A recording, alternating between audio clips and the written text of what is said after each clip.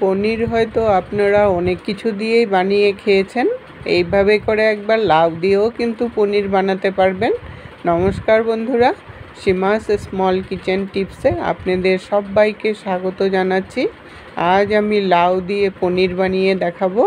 রেসিপিটির নাম শুনে হয়তো অবাকই হচ্ছেন, অবাক হবার কিন্তু কিছুই নেই। ভিডিওটা দেখলে আপনিও বানিয়ে নিতে পারবেন। রেসিপিটি যদি ভালো লাগে লাইক দিয়ে সবার সাথে শেয়ার করে দিবেন। আসুন তাহলে দেখে নিই পনিরটা আমি লাউ দিয়ে কিভাবে বানিয়েছি। রেসিপিটি বানানোর জন্য একটা লাউ নিয়েছি, আর লাউটা যেন কচি হয় সেই দিকে একটু খেয়াল রাখতে হবে। কচি লাউ দিয়েই কিন্তু রেসিপিটা খুব ভালো হবে। লাউটার একটা অংশ আমি কেটে নেব, পুরোটা লাউ কিন্তু আমার লাগবে না। আপনারা যদি বেশি করে পনিরটা বানাতে চান তাহলে লাউয়ের পরিমাণটা একটু বাড়িয়ে দিতে পারেন। আমি লাউয়ের থেকে পিছন দিকের একটু অংশ বার করে নিলাম, কারণ বোটার দিকের অংশটা একটু শক্ত থাকে, তার জন্য নিচের দিকের অংশটা দিয়েই আমি বানাবো, তাহলে রেসিপিটা ভালো হবে খেতে। লাউটাকে টুকরো করে নিয়ে এখন খোসা ছাড়িয়ে নেব। খোসা ছাড়িয়ে নিয়ে তারপর টুকরো টুকরো করে ছোট ছোট করে কেটে নেব। এইভাবে ছোট ছোট করে কেটে নিলে রেসিপিটা বানাতে সুবিধা হবে। লাউটা কিন্তু একদমই কচি ছিল, যার জন্য খোসাগুলোও খাওয়া যাবে। কচি লাউয়ের খোসা দিয়ে কিন্তু অনেক কিছু খাওয়া যায়, বুড়ো লাউয়ের খোসা দিয়ে সেরকম একটা রেসিপি বানানো যায় না। তাই এই খোসাগুলো আমি আলাদা করে রেখে দিলাম। আর আমি লাউটাকে টুকরো করে নিলাম, পুরোটা লাউ টুকরো করে নিয়ে তারপর মিক্সিতে পেস্ট করে নেব। পেস্টটা করা হয়ে গেছে, একটা স্মুথ পেস্ট করে নিয়েছি। লাউটা যেন একটুকু দানা দানা না থাকে সেরকম একটা স্মুথ পেস্ট করতে হবে। পেস্টটাকে এখন একটা বাটির মধ্যে ঢেলে নিলাম। আর লাউ কিন্তু পেস্ট করার পর কালারটা একটু চেঞ্জ হয়ে যায়, একটু হলুদ হলুদ ভাব চলে আসে। কোনো ব্যাপার না, অন্য কিছু মেশানোর পরে একদম পনিরের কালার চলে আসবে। পেস্টটার সাথে এখন কি কি মেশাবো আপনারা ভিডিওটা স্কিপ না করে দেখতে থাকুন। লাউ এমনিতেও জল জল ভাব থাকে, তাই পেস্ট করার সময় একটুকু জল মেশাবেন না। পেস্টটার মধ্যে এখন আমি 2 চামচ টক দই আমি ছাঁকনির মধ্যে উঠিয়ে রেখেছিলাম, জলটাও ভালো করে ঝরে গেছে। কারণ লাউ জল জল জাতীয় জিনিস, তাই জল না মিশিয়ে যতটা করা যায় ওইভাবে করে করতে হবে। জল ঝরানো টক দইটা দিয়ে দিলাম 2 চামচ। এখন এটার মধ্যে পনিরের টেস্ট আনার জন্য গুঁড়ো দুধ দিয়ে দিব 1 প্যাকেট। কারণ এটা জল জল জাতীয় জিনিস, তাই লিকুইড দুধটা দেওয়া যাবে না, গুঁড়ো দুধটা দিতে হবে।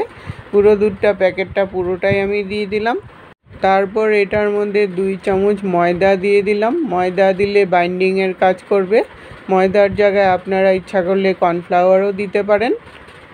তারপর এটার মধ্যে আমি 1/4 টিস্পুন বেকিং সোডা দিয়ে দিলাম। বেকিং সোডাটা দেওয়ার জন্য এটা ফুলেও উঠবে, আর পনিরগুলো কিন্তু সফটও হবে ভিতর থেকে। এখন পুরো উপকরণগুলো সব ভালো করে মিশিয়ে নিতে হবে। এই মিশ্রণটা কিন্তু যত ভালো করে মেশাবেন পনিরটা কিন্তু ততটাই ভালো হবে। এই মিশ্রণটাকে মিশিয়ে নিয়ে তারপর ভালো করে ফেটাতে হবে বেশ কিছুক্ষণ ধরে, তাহলেই মিশ্রণটা পুরোপুরি একদম সেট হয়ে যাবে। পুরো মিশ্রণটাকে আমি 3-4 মিনিট যাবৎ ফেটিয়ে নিলাম।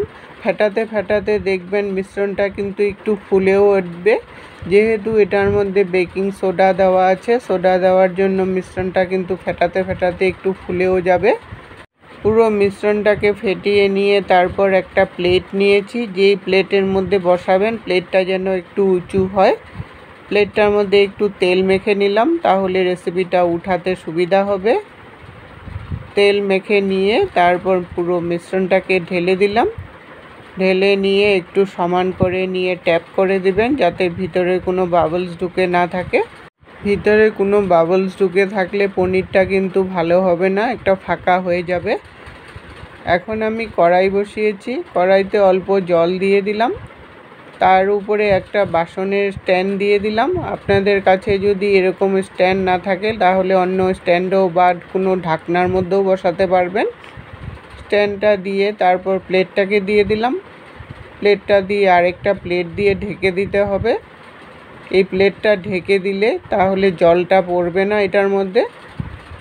তার উপরে কড়াইয়ের ঢাকনাটা লাগিয়ে আমি 15 থেকে 20 মিনিট মতো এটাকে বয়েল করব। 20 মিনিট পরে ঢাকনাটাকে উঠিয়ে নিলাম। কড়াইয়ের জলটা কিন্তু আমার পুরোপুরি শুকিয়েও গেছে। আর উপরের প্লেটটা উঠিয়ে নিলাম। উঠিয়ে নিয়ে তারপর দেখুন ওপরটা বেশ শক্ত হয়ে গেছে, হাতেও লাগছে না। আমার পনিরটা কিন্তু একদম রেডি হয়ে গেছে। এখন ঢাকনাটা লাগিয়ে আরও 5 মিনিট মতো আমি ঢেকে রেখে দেবো। তাহলে যেইটুকুন একটু নরম আছে ভিতরে, এই গরমে এটা সিদ্ধ হয়ে যাবে ভালো করে। পনিরটা কিন্তু একদম ঠান্ডা হয়ে গেছে। ঠান্ডা না করে কিন্তু এই পিসগুলো করবেন না, কারণ গরম থাকা অবস্থাতেই একটু নরম নরম ভাব থাকে, কাটতে গেলে কিন্তু অসুবিধা হয়ে যাবে। তাই ঠান্ডা করে নিয়ে এই পিসগুলোকে করতে হবে। এই পিসগুলো অবশ্য আপনারা আপনাদের সুবিধা মতো করে নেবেন। আমি চৌকো শেপে যেইভাবে পনির কাটে ওইভাবে করে নিলাম। দেখুন পনিরগুলো কতটা সুন্দর হয়েছে। আমার পনিরের এই রেসিপিটা যদি আপনাদের ভালো লাগে সবার সাথে শেয়ার করে দিবেন। আজকের টিপস, পনির ভাজার পর গরম জলে নুন চিনি মিশিয়ে ভিজিয়ে রাখবেন, তাহলে পনির একদম সফট থাকবে। এতক্ষণ সঙ্গে থেকে বহুমূল্য সময় দিয়ে আমার পনিরের রেসিপিটা দেখার জন্য অসংখ্য ধন্যবাদ বন্ধুরা। আবার দেখা হবে নতুন রেসিপির সাথে। সুস্থ থাকুন, ভালো থাকুন।